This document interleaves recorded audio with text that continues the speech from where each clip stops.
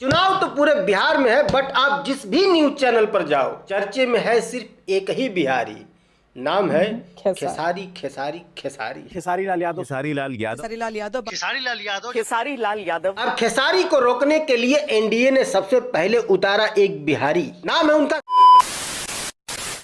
Hi guys, welcome back to Bhojpuri chillies. मैं हूं रुबीर। कैसे हैं आप लोग गाइस? आज हम लोग देखने वाले हैं झंड जी की एक अनदर वीडियो।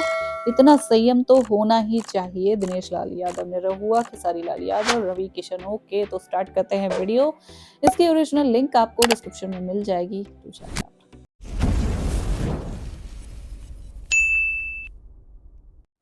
थोड़ा संयम रखिए बोलने से पहले। हाँ नहीं, देखो ये बात तो सही है यार, बोलने से पहले बैकग्राउंड थोड़ा संयम काफी तो रखना अच्छा चाहिए। है। आजकल खेसारी लाल यादव कुछ ज्यादा ही बोल रहे हैं। पहली बार चुनाव में खड़े हुए हैं तो आप में कम से कम इतना संयम तो होना चाहिए कि आप नेशनल मीडिया के माइक पर खड़े होकर के सीना ठोक करके ये कह सके कि मैं ईश्वर के लिखे हुए विधि के विधान को मिटा दूंगा। इतना संयम तो आप में कम से कम होना चाहिए। मैं ईश्वर के लिखे हुए लेख को भी हटा सकता हूं, मिटा सकता हूं। इतना संयम आप में कम से कम होना चाहिए कि आप पहली बार इलेक्शन में खड़े हुए बहुत हैं और ज्यादा आप हो गया। नेशनल मीडिया के माइक पर गरज के ये कह सके कि मुझे हराने वाला कोई माई का लाल पैदा नहीं हुआ। मुझे हराने वाला कोई पैदा नहीं हुआ। इतना संयम आप में कम से कम होना चाहिए कि आप अपने ही समाज के एक ऐसे व्यक्ति को जो 24 घंटा आपकी इज्जत करता हो, आपको भैया भैया करता हो, पिता तुल्य बताता हो, उसके बारे में आप नेशनल मीडिया के माइक पर गला फाड़ करके ये कह सके कि वो यादव नहीं यदमुल्ला है। वो यादव मुल्ला हो चुका है। इतना संयम आप में होना चाहिए कि आपकी क्षेत्र की जनता सिर्फ 2 साल के अंदर में ही आपको लतिया के खदेड़ दे और उसके बाद भी आप नेशनल मीडिया के माइक पर खड़े होकर कहे कि हमने 2 साल में क्या ही उखाड़ दिया। इतना संयम आप में कम से कम होना चाहिए। Are you comedy me? हाँ, हिपोक्रेसी की भी सीमा होती है। तो काल है, बवाल है। ठीक है। तो भैया बिहार में है चुनाव विधानसभा का, और इस चुनाव में चुनाव प्रचार जो है वो आज तक के अपने सबसे न्यूनतम स्तर, नहीं ज्यादा न्यूनतम हो जाएगा, थोड़ा सा ऊपर, हाँ, अपने एकदम न्यूनतम स्तर की सीमा को पार कर चुका है। इतने न्यूनतम स्तर पे जा करके चुनाव प्रचार हो रहे हैं कि भैया गोलियां चल रही हैं, मर्डर हो रहे हैं, बयानबाजियां हो रही हैं। बट इन सब से इतर, वैसे चुनाव तो पूरे बिहार में है, बट पूरे बिहार के अंदर सबसे ज्यादा अगर किसी क्षेत्र की चर्चा है तो वो है छपरा, और छपरा से भी ज्यादा अगर किसी चीज की चर्चा है तो वो है खेसारी लाल यादव का पॉलिटिक्स में एंट्री मारने का। भाई साहब गर्दा मचा दिया है, गर्दा। हर दिन बंदे का कोई न कोई ऐसा बयान आ जा रहा है जिसे सुनकर कोई न कोई जरूर जल भुन जा रहा है। बाकी पटिया में है वो आसाराम बापू हैं। चुनाव तो पूरे बिहार में है, बट आप जिस भी न्यूज चैनल पर जाओ चर्चे में है सिर्फ एक ही बिहारी। नाम है खेसारी खेसारी खेसारी खेसारी लाल यादव। खेसारी लाल यादव। खेसारी लाल यादव। खेसारी लाल यादव। खेसारी लाल यादव। अब खेसारी को रोकने के लिए एनडीए ने सबसे पहले उतारा एक बिहारी। नाम है उनका सम्राट चौधरी, और उन्होंने खेसारी लाल यादव को रोकने के लिए, उनको घेरने के लिए सबसे पहला वर्ड जो यूज किया वो किया नचनिया। अब नाचने वाले को ही भेज दिया आपके यहाँ। फंस गए बेचारे, दांव उल्टा पड़ गया और पब्लिक पूछने लगी कि अगर ये नचनिया है तो फिर ये लोग कौन है? वो आसाराम बापू हैं। फिर क्या था, भाई साहब तुरंत मंच से उतरे और अपना हाफी डिविट जमा करने चले गए। अरे मैं तो हाफी डिफीट करता हूँ। अब उसके बाद बीजेपी ने सोचा कि खेसारी लाल यादव को रोकने के लिए किसको उतारा जाए मैदान में। मीटिंग हुई बे, और उस मीटिंग में फैसला हुआ कि रवि किशन को उतारा जाए, क्योंकि रवि किशन के खिलाफ शायद खेसारी लाल यादव कुछ न बोले। मार्गदर्शक है भाई, पिता तुल्य बड़े भैया है, और पिता तुल्य बड़े भैया के खिलाफ कैसे बेटा बोल देगा? हाँ बिल्कुल एकदम सही। अब रवि किशन बैठे अपने जहाज में, चलने लगे बिहार की तरफ, लेकिन कौन से मुद्दे पर घेरे खेसारी लाल यादव को? रास्ते भर सोचते सोचते बेचारे परेशान हो गए। पहले से वो नेता भी नहीं है कि चलो उसका काम में ही कोई कमी निकाल के दिखाया जाए जनता को। हमसे उसकी दुश्मनी भी नहीं है कि चलो पर्सनल दुश्मनी ही कोई निकाल लिया जाए। करें तो करे क्या, बोले तो बोले क्या? कौनो मुद्दा नहीं है जो मुद्दा खड़ा करके खेसारी लाल यादव को घेरा जा सके। जिंदगी झंडवा। और इतना सोचते सोचते उनकी जहाज ने फाइनली बिहार में लैंड कर दिया। जैसे ही एयरपोर्ट से बाहर आए, तुरंत किसी कार्यकर्ता ने मोबाइल में एक रील दिखा दिया उनको, भैया कौन सी? हाई देखिए, राम मंदिर की जगह पे फलनवा हॉस्पिटल बनाने की बात कर रहा था। फिर क्या था, मिल गया मुद्दा। राम मंदिर का विरोध किए कि वहाँ हॉस्पिटल बनना चाहिए।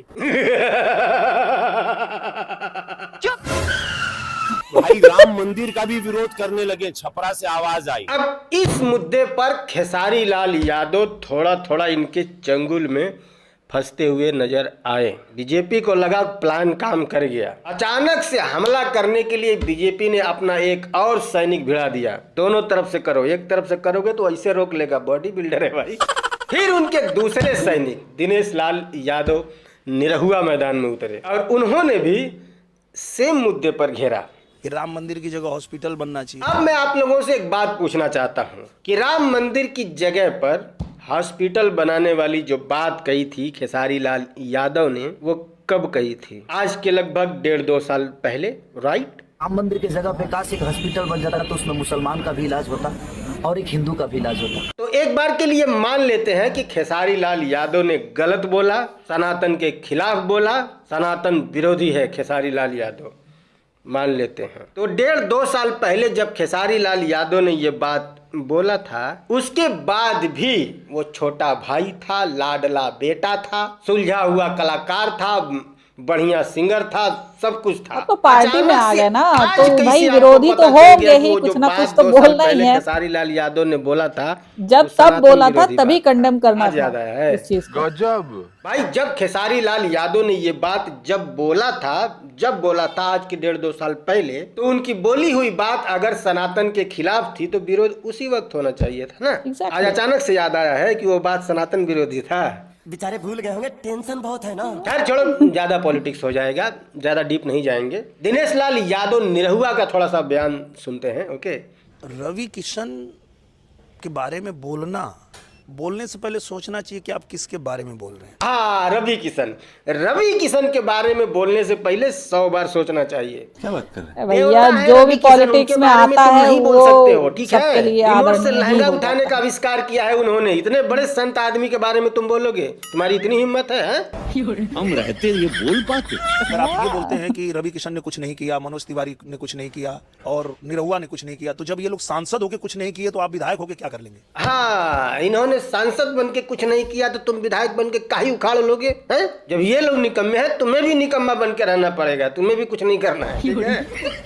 कैसे लोग रहते हैं यार यहाँ पर। खैर मैं बताता हूँ कि विधायक बन के क्या क्या किया जा सकता है, क्योंकि एक भाई साहब और हैं, क्या नाम है उनका? हाँ, मनोज सिंह टाइगर उर्फ बतासा चाचा, वो भी सेम बात बोल रहे थे कि का विधायक बन के काहे उखाड़ ले, धरती ये पलट दे, है ना, इस तरह की बातें कर रहे थे।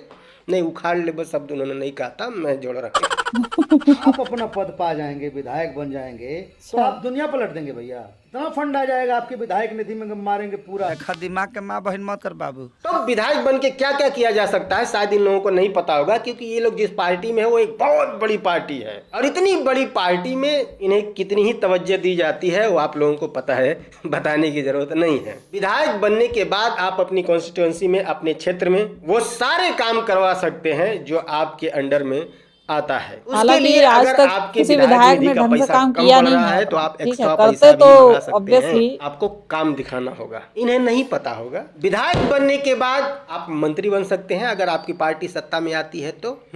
और जो मंत्रालय आपके अंडर में आता है, उस मंत्रालय का जो भी जिम्मेदारी है, जो भी काम है, वो काम आप अपने पूरे स्टेट में कर सकते हैं, यानी कि अपने पूरे राज्य में। इन्हें नहीं पता होगा। विधायक बनने के बाद आप मुख्यमंत्री बन सकते हैं, राइट? और मुख्यमंत्री का क्या पावर है, मेरे ख्याल से इतना तो आपको नॉलेज होगा ही, बताने की जरूरत नहीं है। हाँ, खेसारी लाल यादव मुख्यमंत्री नहीं बन सकते क्योंकि वो कुर्सी राजा साहब के बेटे के लिए फिक्स है।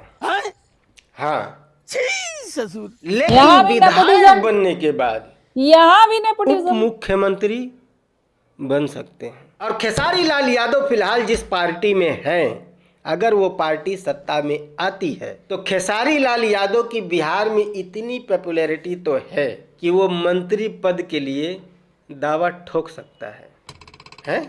और एक बार मंत्री बन गया ना, तो मेरे ख्याल से वो बुला के सोफे पे बैठा के और बहुत बढ़िया से बता सकता है कि एक विधायक क्या क्या कर सकता है। तो सलमान खान ने एक फिल्म में डायलॉग बोला था, don't teach father how to make babies. बाप को मत सिखाइए कि बेटा कैसे पैदा करते हैं। You are Kumar Sanu, I am Salman Khan. खैर ये सब ख्याली पुलाव हैं, ऐसा कुछ होने वाला नहीं है, ठीक है।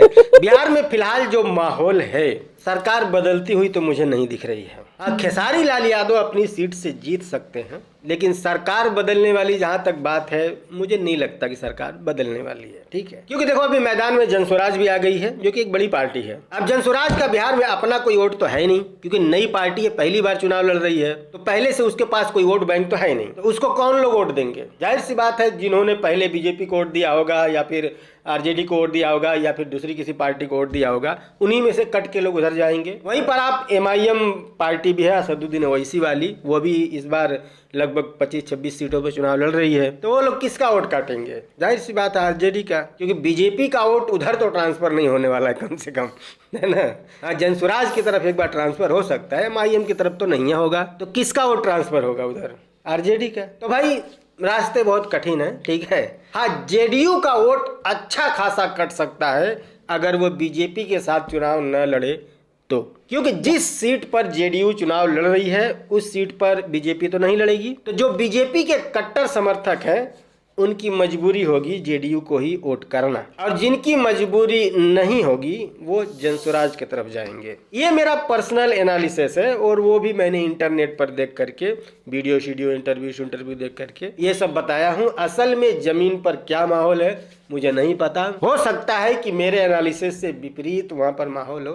कौन जीतेगा कौन हारेगा इसके बारे में मुझे कुछ भी नहीं पता है। मैं किसी भी पार्टी का आदमी नहीं हूँ। मैं यूपी गोरखपुर से रहने वाला हूँ, रहता गुजरात में हूँ। बिहार के चुनाव से मेरा घंटा कोई लेना देना नहीं है। अपना काम वीडियो बना के नोट छापना भैया। हाँ। यार वीडियो पसंद आए तो लाइक कर लेना, पसंद नहीं आए तो डिसलाइक भी कर सकते हो, आपकी मर्जी। डिस्क्रिप्शन में मेरे इंस्टाग्राम का लिंक है, और फॉलो करो। चैनल को भी सब्सक्राइब कर लेना। मिलते हैं अगली वीडियो में, बाय। ओके, सो यहाँ पे ये वीडियो खत्म। एंड अब बात करते हैं भाई जो घेरा जा रहा था, घेराबंदी कर रहा है। देखो यार, ये पॉलिटिकल वॉर है, ठीक है। लोग यहाँ अपने अपनों के खिलाफ, जो अपने सगे होते हैं उनके खिलाफ बयान देते हैं, तो ये तो सेम इंडस्ट्री के लोग हैं, राइट। तो इसको तुम्हें अपने दिल पे लेने की जरूरत नहीं है, ठीक है। कि हाँ हमारे उनको कैसे बोल दिया, ऐसे बोल दिया, वैसे बोल दिया। तुम्हारे जो चहेते स्टार है ना, तुम उनका ख्याल रखो, ओके। उनके लिए लड़ो मत, तुम उनको सपोर्ट करो। जिसका सपोर्ट कर रहे हो तुम उन्हें सपोर्ट करो, वही लड़ना होगा, ठीक है। वही एक सपोर्ट जो होगा वही उनकी ताकत होगी, वही उनकी स्ट्रेंथ होगी, वही उनको बाकी चीजों से बचाएगी, राइट। तो आप ये वर्बली और एक दूसरे को गाली गलौज करना और हथियार उठाना या ऐसा कुछ करना, मतलब इस टाइप की बेवकूफाना हरकतें जो होती है ना, वो मत करना तुम, ठीक है। ऐसे कुछ मत करो। और जस्ट ये इतना कर लो कि आप जिसके भी फैन हो और जो भी पार्टी में है, जो भी चुनाव में है, ठीक है, उन लोगों को सपोर्ट करो, ठीक है। आप अपने अपने चहेते स्टार्स को, अपने अपने चहेते प्रत्याशी जो हैं, ठीक है, उनको आप सपोर्ट करो, उनको वोट दो। बाकी का काम अपने आप ही हो जाएगा, ठीक है। क्योंकि सपोर्ट बोलता है, मुंह तो बोल के चुप हो जाएंगे, राइट, लेकिन जो आप सपोर्ट देंगे वो हमेशा रहेगा, ठीक है। वो 5 साल तक तो रहेगा, ओके। बाकी बाद में देखा जाएगा। खैर यार, मैं एक ही चीज कहना चाहती हूँ कि हाँ, जब बीच में एक रोटी रखी हो ना, तो यहाँ पे जब 2 खाने वाले हों, 2 भूखे लोग हों, तो उनमें लड़ाई होती ही है। उसके बाद जब एक एक का पेट अपना भर जाता है तो वो फिर गले मिल जाते हैं। इसलिए कहने का मतलब समझिए, और प्लीज अपना दिमाग मत खराब कीजिए, ओके। जस्ट एंजॉय करो लाइफ को, और देखते हैं आगे क्या होता है, ठीक है। वैसे भी सच बताऊं तो मेरा भी बिहार के इलेक्शन से कोई इतना लेना देना है नहीं। कोई इतना क्या, कोई लेना देना ज्यादा कुछ है ही नहीं, क्योंकि भाई हम तो यूपी में रहते हैं, ओके, और वो भी पश्चिमी यूपी में, राइट। तो जाहिर सी बात है भाई, बिहार बहुत दूर है मेरे लिए, बहुत ज़्यादा ही दूर है। और बस मैं यही कह सकती हूँ कि भाई सबको भगवान भोलेनाथ सबका भला करे, ठीक है, और सबको सद्बुद्धि दें। सो मैं मिलती हूँ नेक्स्ट वीडियो में। आई होप आप लोग को रिएक्शन पसंद आया होगा। Bye bye.